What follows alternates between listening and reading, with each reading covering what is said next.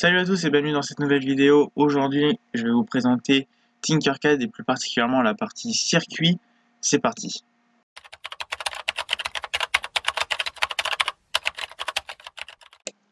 Donc aujourd'hui, on va parler de la partie circuit sur Tinkercad. Alors déjà pour commencer, Tinkercad c'est un logiciel gratuit et en ligne, donc vous allez juste aller sur internet, vous créez un compte et vous avez accès à Tinkercad. Il y a pas mal de trucs qu'on peut faire sur Tinkercad que j'ai pas encore trop regardé, notamment la conception 3D, code block et les leçons. Tout simplement parce que moi c'est pas vraiment utile. Moi j'ai vraiment l'utilité des circuits. Conception 3D j'en fais pas. Code block ben, c'est pour faire la programmation et j'ai d'autres logiciels de programmation. Et les leçons je vous avoue que j'ai même pas regardé vraiment ce que c'était. Donc aujourd'hui on va vraiment se pencher sur la partie circuit. Et pour vous le présenter, je vais vous faire une petite démonstration. Donc, c'est pas très compliqué. Une fois que vous avez créé votre compte, que vous êtes ici sur le tableau de bord Tinkercad, c'est comme ça que ça s'appelle, vous allez sur créer un circuit. Et donc, bon, internet est un petit peu long chez moi, donc ça risque de prendre un peu de temps. Donc, on va le remettre en anglais parce que sinon il y a des choses qui bougent un petit peu, tout ça, c'est pas très pratique. Et donc, voilà, ensemble, une création de circuit sur Tinkercad. Donc, ici, vous avez tout ce qui va être pour les composants. Donc là, ça va être pour tourner les composants. Là, ça va être pour les supprimer. Là, ça va être annuler ou rétablir. C'est par exemple, vous supprimez un composant. Là, c'est pour les notes. Donc là, c'est pour les créer. Et là, c'est pour les voir ou les masquer. Là, ça va être la couleur des fils et la forme des fils. Mais je vous montrerai ça un petit peu après. Donc ici, à droite, on a les composants. Donc là, on a les composants de base, comme c'est écrit. Il y en a déjà pas mal en composants de base. Ensuite, si je clique dessus, vous avez des kits de démarrage. Donc, quand il parle de kits de démarrage, c'est voilà, c'est des montages déjà tout faits. Par exemple, pour étudier ou pour les modifier si vous avez besoin d'une base. Mais moi, ce qui m'intéresse plus, c'est d'avoir ici tous les composants. Donc, il y a d'autres kits de démarrage pour l'Arduino, pour les microbits, etc. Mais moi, je veux juste prendre les composants. C'est plus comme ça que je me sers de Tinkercad. Donc Tinkercad, c'est un logiciel que j'ai découvert pour les cours. Donc, tous les circuits qu'il y avait sur le tableau de bord juste avant, c'était pour moi les cours en fait, pour mon BUT. Et donc, c'est comme ça que j'ai découvert. Et donc, vous pouvez faire vraiment pas mal de trucs en circuit sur Tinkercad. Donc là, on a les composants généraux, résistance, condensateur. Et puis si on descend, on a des entrées, donc des boutons, des capteurs. Là, on a des sorties, donc des lumières, des moteurs, des afficheurs. Là, on a les alimentations, là, on a les platines d'essai, des microcontrôleurs, donc Arduino, microbit, des instruments, et ensuite des circuits intégrés, donc on a pas mal, des contrôles d'alimentation, donc des régulateurs, là c'était des transistors, relais, des connecteurs, et encore d'autres circuits intégrés logiques pour ceux qui font un peu d'automatisme. Et donc, Tinkercad, c'est vraiment un logiciel assez simple à prendre en main. Par exemple, on veut commencer un petit schéma, je vais prendre la platine d'essai, je reste cliqué dessus, et je vais la mettre sur cette partie-là, de l'écran. Et là, j'ai ma platine d'essai sur laquelle je vais pouvoir brancher tous mes composants. Donc, on va faire un truc assez simple. On va prendre une pile. Donc, comme j'ai dit, je la sélectionne et je peux la faire tourner avec le bouton en haut. Et là, je vais remonter tout en haut.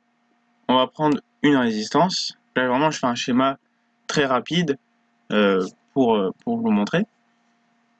Donc là, par exemple, je vais mettre une résistance de 390 ohms, parce qu'on peut changer aussi la valeur on peut changer la valeur de l'unité.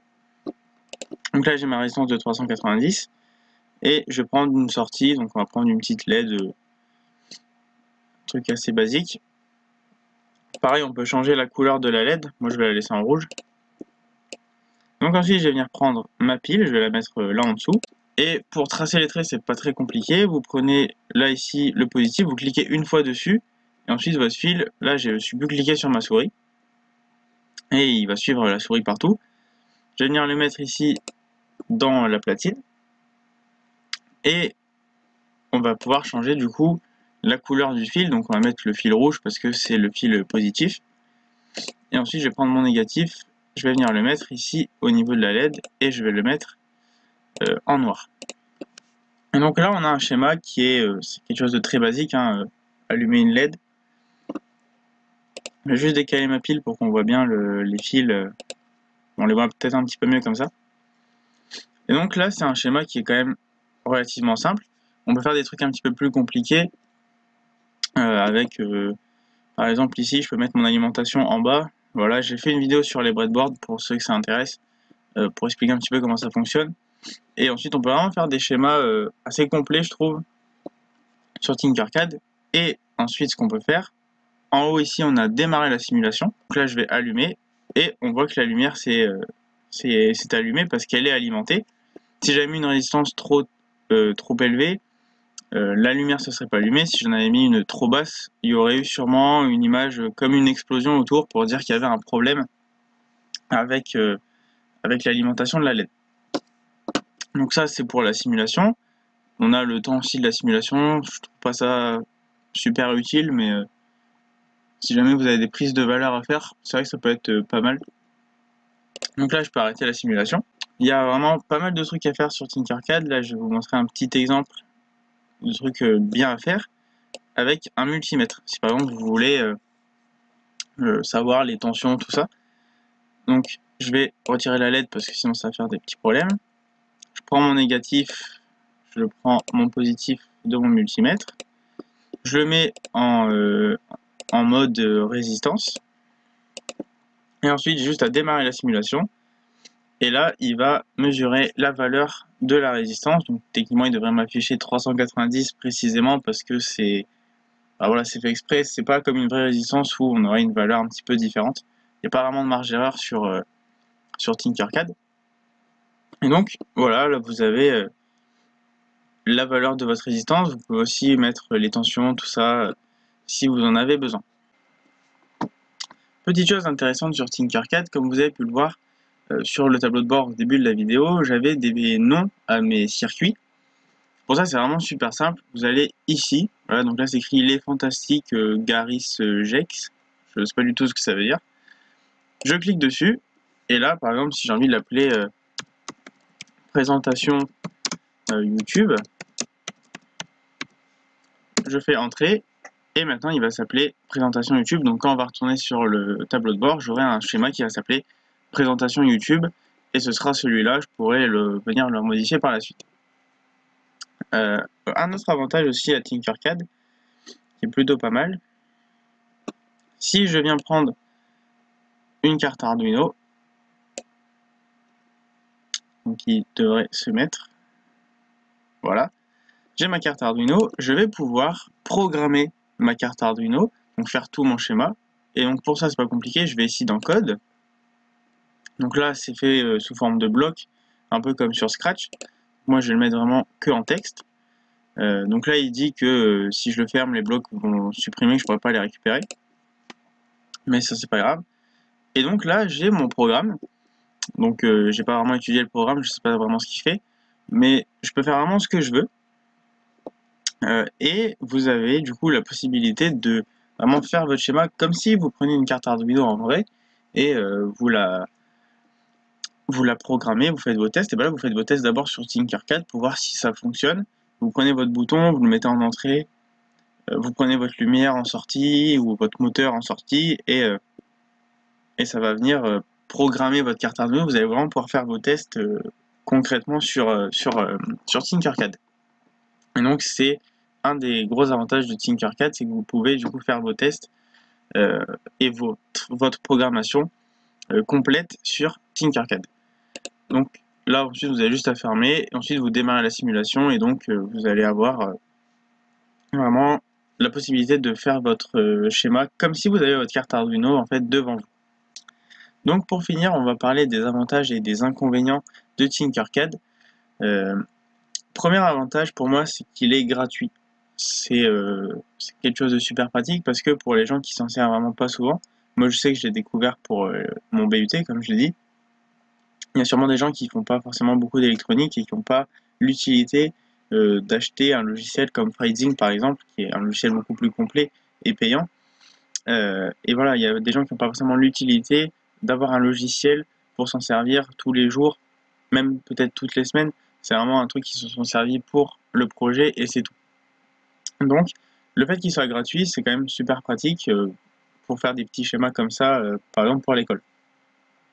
Deuxième chose qui est super pratique, c'est qu'il soit en ligne. Il faut savoir que l'ordinateur sur lequel je tourne mes vidéos, c'est celui sur lequel j'ai fait ce schéma-là, mais tous les autres schémas sont faits sur un autre ordinateur sur lequel je fais mes cours. Donc c'est un ordinateur que je prends pour aller à l'IUT, et c'est sur celui-là que j'ai fait tous les schémas ici. Et j'ai juste à me connecter sur Tinkercad avec mon autre ordinateur et j'ai accès. Donc, je trouve que c'est super pratique, ce côté un petit peu partage entre deux ordinateurs. Pareil pour les partages avec d'autres personnes, carrément c'est beaucoup plus pratique, vous avez juste à tous avoir un compte et vous pouvez partager les liens. Et c'est aussi un truc super pratique d'avoir en ligne, ça évite les transferts de fichiers qui peuvent être pas très sûrs, entre guillemets. Donc ça, c'est pas très pratique. Troisième avantage, c'est qu'il est assez simple à utiliser. Vous avez vu que ce schéma ici, la présentation YouTube, comme j'ai dit, il s'appelle présentation YouTube. Ce schéma, il a été fait très rapidement. J'ai mis 5 minutes pour le faire. Et encore, je parlais entre deux, donc voilà, ça prend un peu plus de temps, mais c'est hyper rapide à faire. Il y a tous les composants d'un côté. Vous avez juste à les glisser, les mettre, les brancher entre eux. C'est assez simple à utiliser. Dernier avantage qui va m'introduire l'un des inconvénients que j'ai, c'est le nombre de composants. Pour un logiciel gratuit, il y a quand même pas mal de composants, mais en même temps, on est quand même assez limité. Pour ceux qui se souviennent, pour mon tank, j'avais fait tous mes schémas sur Freezing et j'utilisais des cartes Arduino Nano. Là, on a accès que à la carte Arduino Uno. Bon, je n'ai pas vraiment le droit de me plaindre parce que c'est un logiciel qui est gratuit, mais il reste moins complet. C'est vrai qu'on est assez limité du coup, par exemple pour les cartes électroniques, on a 2 cartes microbits et une carte Arduino. Et un ATtiny qui au final est un peu comme une carte Arduino en fait. On programme comme une carte Arduino. Donc c'est vrai qu'on est assez limité à ce niveau-là. Après niveau des capteurs, franchement, on a quand même un bon nombre de capteurs, bon nombre d'entrées en général, bon nombre de sorties. Même si voilà, ça reste assez limité. Après, on peut pas vraiment se plaindre, c'est un logiciel gratuit. Donc c'est bien pour un logiciel gratuit. Et donc pour finir, pour moi c'est un bon logiciel donc, pour faire des petits circuits électroniques comme là vous avez sur l'écran. Petit truc rapide où vous n'avez pas besoin de 15 entrées, 15 sorties. Là 2-3 entrées, 1 ou 2 sorties, là il y en a. Tinkercad vous en avez largement assez. Pour les petits circuits franchement c'est top. Pareil pour le partage, comme je l'ai dit avant, entre 2 ordinateurs à vous ou juste entre un groupe par exemple. Pareil, c'est super pratique.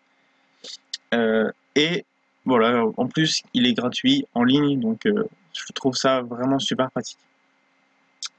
Et donc voilà, j'espère que cette vidéo vous aura plu, ça vous aura peut-être fait découvrir Tinkercad ou apprendre à utiliser Tinkercad, parce que voilà, peut-être vous connaissez, mais vous savez pas trop comment ça fonctionne. Si ça vous a plu, si ça vous a aidé, n'hésitez pas à liker la vidéo, à la partager, bien sûr à vous abonner à ma chaîne, et nous on se dit à bientôt pour une nouvelle vidéo. Salut!